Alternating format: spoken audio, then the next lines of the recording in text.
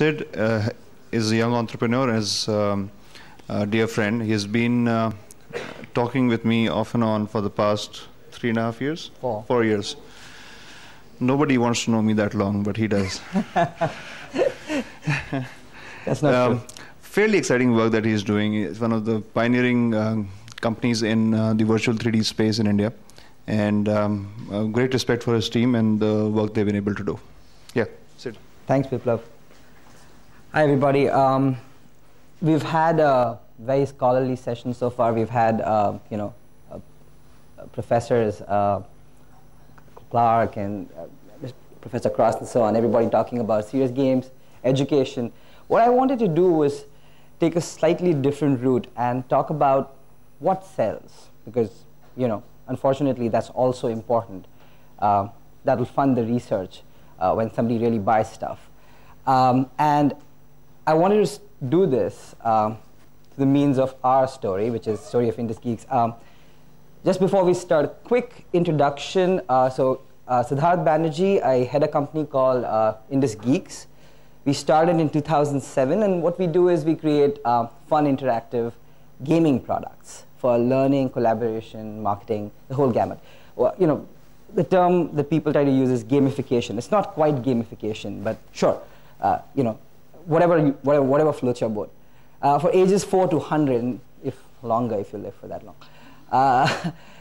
We also created a platform called Metamersive. It's a very serious name because it is supposed to be for serious games, and I'll come to why that's important. This is all just sort of, we worked for the government of Dubai. We've worked for Infosys, Cognizant, Pearson in the US. We're also working for the Department of Defense in the US and so on. So, we're a red herring company and all the good stuff. Okay, and the most important bit here was that we were just nominated as one of the best serious games worldwide at Unity Awards this year, last year, September. Okay. My chartered accountancy, and I was like, is this what I want to do for the rest of my life? And games were so much more fun, right? And virtual worlds were even better because they let you escape. And all of us like a little bit of escaping all the time. So we set up this company. We got together a bunch of people, and we said, you know what? We're going to call it Indus Geeks. It's cool. And we're going to take virtual worlds and make them meaningful. Make them a place where you just don't go and have cyber sex or dance or whatever else Second Life was being used for at that time. And all of us know about Second Life, I presume. Very famous virtual world, which was really popular back in the days, 2007. Remember, no Facebook, no Twitter. Seems very different now. So what happened?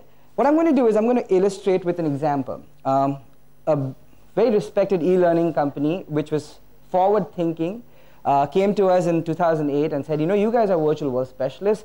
Can you create an e-school for us online? And we thought it was a great idea. We thought it was rad at that time, brilliant. Who could go wrong with something like this? So I want you to have a look at this, and then I'll talk a little more.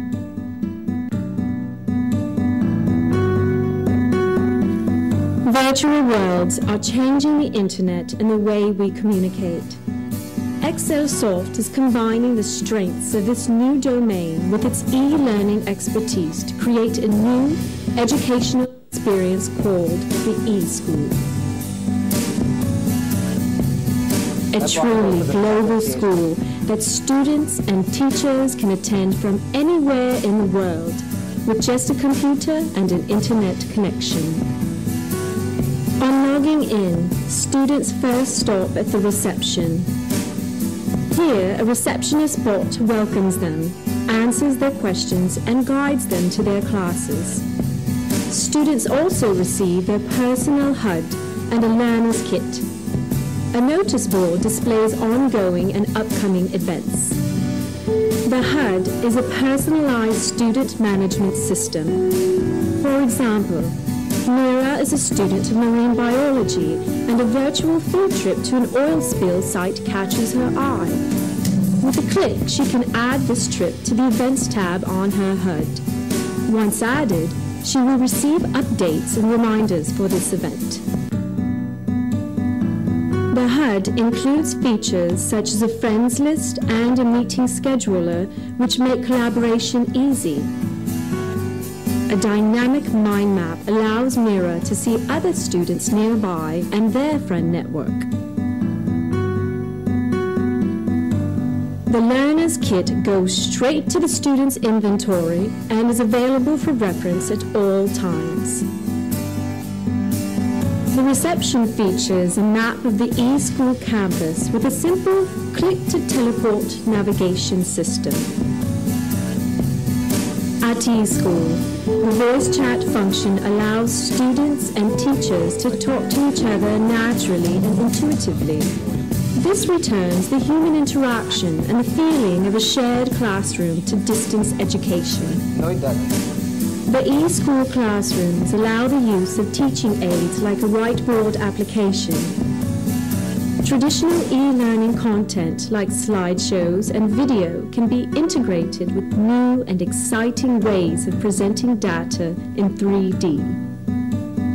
In this marine biology class, the teacher screens a machinima about a virtual oil spill.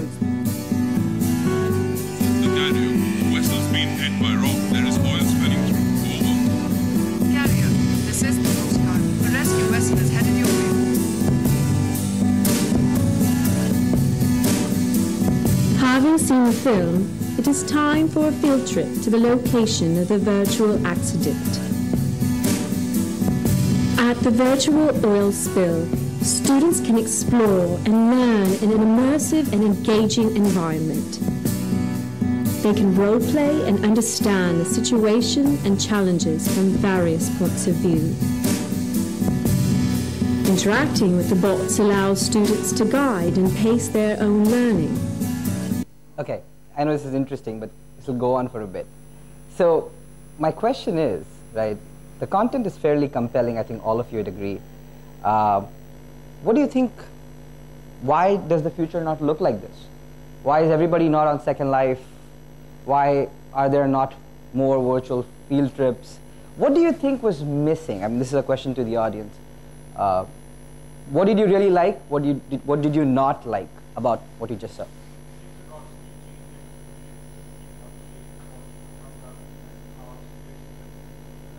Sure. So it's too dynamic, difficult to keep track of. Mm-hmm. Sure. So it's too much sometimes. You want, you know.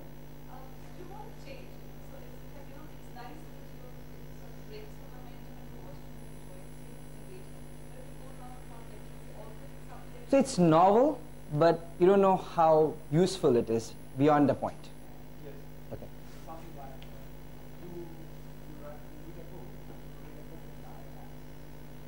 Right. So, okay, one more, yeah? How authentic is the user experience? Do you mean like how visually authentic is it, or how, you know, factually, how authentic it is? Okay, so this is, well, my take from an entrepreneurial point of view, why this was an epic fail. And we spent 2 years on this, so I'm not, you know, any smarter than the rest of them out there. First thing, they tried to mimic reality. Big problem. Simulations are good if you talk about them as simulations. I want to learn how a lathe machine works. Great.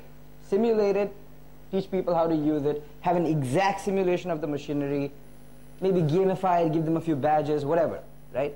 But learning on the whole, if you're trying to make them understand something, apply something, merely mimicking the process digitally with graphics doesn't help people learn. It makes it more difficult, by the way, because you have to learn how to use it digitally. So don't try to mimic. Try to find the right analog for it digitally. What works digitally? Don't try to mimic physical learning. Well, no offense. Most of these earlier worlds were created by educationists. You know, they were driven top down. This is what we think is the best model. This is what people should be using. It's well thought out. It's well constructed. But people didn't buy it, right? So it didn't work. So very importantly, I think, again, and because it was driven by people, and not all, but most, who took older concepts and just tried to port it digitally, it didn't work, because porting doesn't work.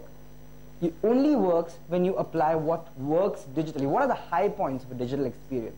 If you can simulate that, then it makes for a fun, interactive experience. Walled gardens, Second Life and platforms like that, although the content is really rich, it's very difficult to get in. There are too many constraints, hardware, software, such. It needs to be really accessible. It needs to be easy. You can't take all your content, wall it, and then expect people to come and see it. It's difficult. They completely discounted social tools. There was a concept. This is very weird, and this is, I find it funny because back in 2007, 2006, the world looked very different. Okay, we used to talk about convergence. You remember? The one device to rule them all, sort of like the one ring. Everything was going to come together. There was going to be talk about how the world was going to be a 3D web. And the funniest part is the people who actually lived in these synchronous worlds totally discounted social tools. They thought by the mere fact that I see you in the room with me, it's going to create a context for a conversation or for learning. It doesn't work like that. I don't walk up to you and talk to you unless I know something about you that is going to interest me. So there were no social tools built into these synchronous environments, although, to our credit, we did build it into that last one that you were seeing. It required learning to start learning. Big drawback. Neither the teachers nor the students really, they did not know how to get going immediately. They had to learn how to use the tool before they could use it. It's a huge, huge problem. Didn't help us sell. And of course, it was not easily accessible. I've already spoken about it, bandwidth, so on and so forth. So we were like, you know what? This is not working out. We need to create a new platform of our own that will enable this. Right? And everyone's spoken about this. Clark was talking about yesterday from the point of view of mobile learning, anytime, anywhere. And for us, anybody is important because it's India. We need to make it accessible. I think, in fact, in India, it's more important than anywhere else because if you think about the 500 million figure that NSDC puts out, how do you teach these people? They are either uneducated or undereducated. Text-based or language-based learning doesn't help. Vocational training through symbols, symbol-based training is going to be so much more powerful. And so whenever you create a tool or a platform, it needs to be accessible. So what we did was we went up and tied up with Intel. It sounds funny now, but it wasn't in 2007 because, tablets weren't around. And we created this platform called MetaMersive. It was 3D capable, it was multi-platform, multi-device. It had all the good stuff that Second Life wasn't. It's everything. And you can run it across devices. You're creating a marketplace. And because I'm running short of time, I'm just going to go quickly. What we did was we took 3 verticals and we said we're going to focus on just these 3 verticals. And the platform can be used for a whole host of things, but we are going to create specific tools around healthcare, K-12, and vocational enterprise. I know they are very large verticals, but that's what we decided to focus on. And quickly, as implementation use cases, we're working with Infosys. We're actually creating what is the first of its kind game in India. It's a role-playing game. This is working with Infosys and Dr. Bob Cialdini. Principles of Persuasion. We're creating a game called Masters of Influence. Allows you to role-play as a character in a corporate world and climb your way up the ladder by influencing your clients. And that's for self-paced learning. And then it moves into what Clark doesn't like, a format-based quiz, multi-user format, where you're basically questioned on what you know. Is this the best implementation? No. Is this one of the implementations that the client would buy? Yes. So, and we did a healthcare-based world, so on and so forth. So I just want to quickly, I'm not going to do the live demo because we don't have the time. So what sells, right? This was the whole purpose. I think the biggest thing is revolutions don't sell. Revolutions are good marketing ideas. So call it revolutionary, make it evolutionary. If you want people to use a new tool, such as serious games or virtual worlds, which are fantastic tools, there's no doubt about it, make it easy. Make it something that they already understand and they have to just upgrade to. Don't make it something that to go out and buy all over again or learn all over again. They're never going to do it. People like to think of themselves as revolutionaries, but they only work in small incremental evolutions. One size does not fit all. Create a product specifically for every market. Don't try to call yourself a Second Life, a platform for everything, from sex to education. Doesn't work. Synchronous social networks are the future of P2P learning and instructor-based learning. Not going to go into that. Discrete standalone portable games are very important. Make them a part of your future selling architecture. Look to Apple, not to Second Life. Ease of use is king. If your application begins and ends really smoothly, leaves a great user experience, people will buy it, else they won't buy it.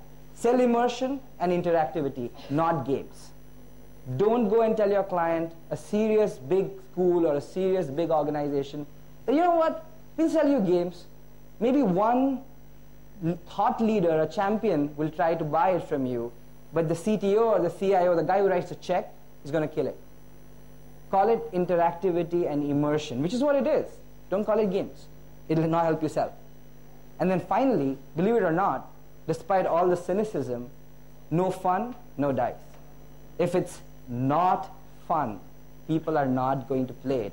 Ultimately, whatever you call it, interactive, immersive, or games, or serious games, at the end of the day, people buy it, people will buy it and want to have some fun with it. If they're not having fun, they're not going to come back.